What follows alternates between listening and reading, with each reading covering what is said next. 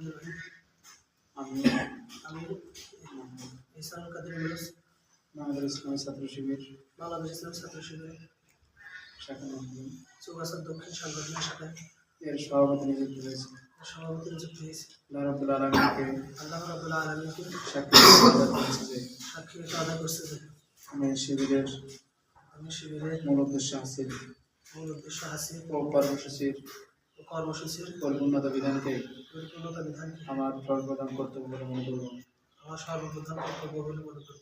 নিজে শিবিরের নিজে শিবিরের সংবিধান মেনে চলব সংবিধান মেনে চলব এবং এবং এর ভিত্তিতে শিবিরের শৃঙ্খলা বজায় রাখতে শিবিরের শৃঙ্খলা বজায় রাখতে সুষ্ঠু নিয়ম পদ্ধতি প্রতিষ্ঠিত করতে সুষ্ঠু নিয়ম পদ্ধতি প্রতিষ্ঠিত করতে ও চালাতে ও চালাতে এবং এর সংরক্ষণ করতে এবং এর সংরক্ষণ করতে যথাসাধ্য চেষ্টা করব। যথাসাধ্য চেষ্টা করব।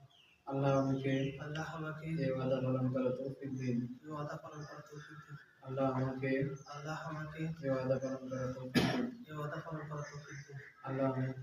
আল্লাহ আমাকে এই ওয়াদা পালন করার তৌফিক